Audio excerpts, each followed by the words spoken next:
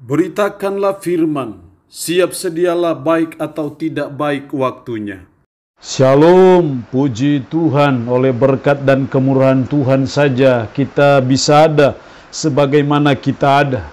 Firman-Nya berkata manusia hidup bukan dari roti saja, tapi dari setiap firman yang keluar dari mulut Allah. Karena itu mendengar firman itu sesuatu yang sangat penting bagi pertumbuhan iman dan rohani kita. Mengawalinya, mari kita berdoa. Kami bersyukur dan memuji nama-Mu ya Allah untuk hari ini. Kami diberikan Tuhan waktu dan kesempatan untuk kami kembali akan mendengarkan sebagian dari firman-Mu. Roh-Mu yang kudus, tolonglah kami, urapilah dan berkatilah kami dengan firman-Mu di hari ini.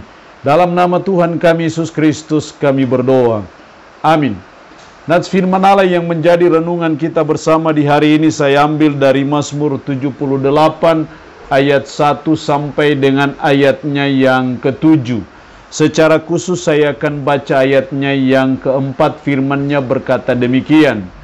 Kami tidak hendak sembunyikan kepada anak-anak mereka, tetapi kami akan ceritakan kepada angkatan yang kemudian puji-pujian kepada Tuhan dan kekuatan-Nya dan perbuatan-perbuatan ajaib yang telah dilakukannya.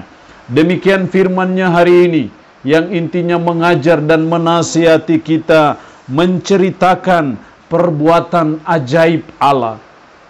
Saya percaya kita pernah mengalami tanda-tanda heran dalam perjalanan hidup kita, baik itu di masa lampau ataupun di masa kini.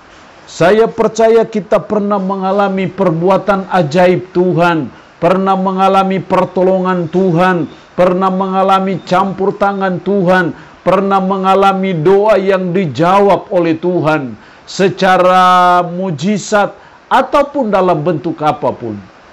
Nah, kebenaran firman Allah hari ini mengajar dan menasihati kita setelah kita mengalami perbuatan-perbuatan ajaib Tuhan. Hendaknya kita tidak hanya sekedar mengalami itu, tetapi kita mau menceritakan perbuatan ajaib Allah itu kepada orang lain. Kita mau menyaksikan perbuatan ajaib Allah itu kepada anak-anak kita, kepada cucu-cucu kita, kepada handai tolan sobat kenalan kita. Karena itu sesuatu yang sangat penting dalam kehidupan kita sebagai umat. Ada 3 hal penting yang kita dapatkan dari menceritakan perbuatan ajaib Allah kepada orang lain. Dalam ayatnya yang ke-7a, supaya mereka menaruh kepercayaan kepada Allah. Di sini kita melihat hal yang pertama, tujuan menceritakan perbuatan ajaib Allah, manfaatnya kita menyaksikan perbuatan-perbuatan baik Tuhan dalam hidup kita. Yang pertama, supaya menaruh kepercayaan kepada Allah. Supaya orang-orang yang mendengarkan cerita yang kita sampaikan bisa menaruh kepercayaan kepada Allah. Supaya anak cucu kita yang mendengar kesaksian kita tentang perbuatan ajaib Allah itu bisa menaruh kepercayaan kepada Allah dan tidak kepada yang lain. Itulah gunanya, itulah manfaatnya menceritakan perbuatan ajaib Allah bagi kehidupan kita.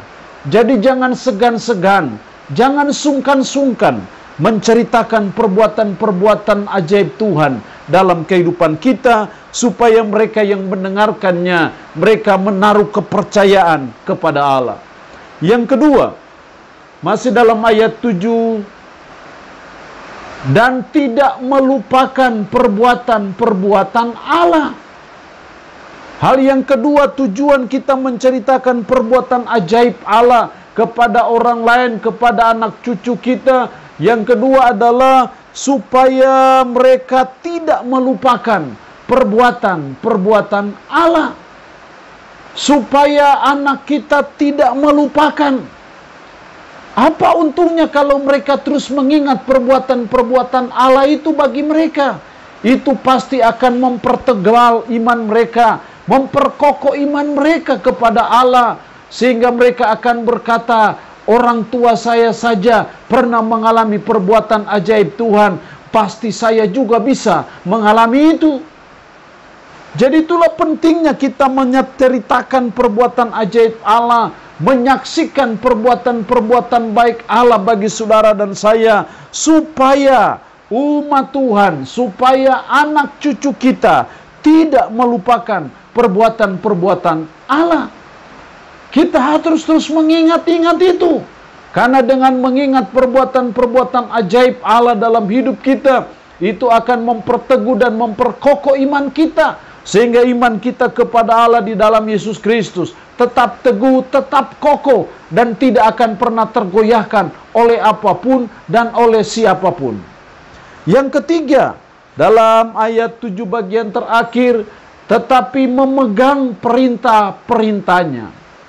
Tujuan yang ketiga, manfaat yang ketiga, menceritakan perbuatan ajaib Allah kepada orang lain, kepada anak cucu kita, supaya mereka memegang perintah-perintah Tuhan. Dengan menyaksikan dan mendengar perbuatan-perbuatan ajaib Allah, tidak hanya sekedar mempertebal iman mereka, tetapi mendorong mereka supaya mereka memegang perintah-perintah Tuhan.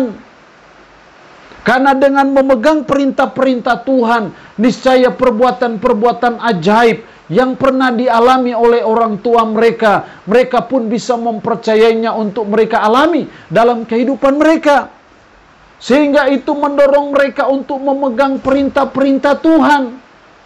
Tetapi juga dengan memegang perintah-perintahnya, perintah-perintah Tuhan itu juga menolong kita untuk melihat perbuatan-perbuatan ajaib Allah yang Dia akan buat dan lakukan bagi kita sebagai anak-anak ataupun sebagai cucu-cucu.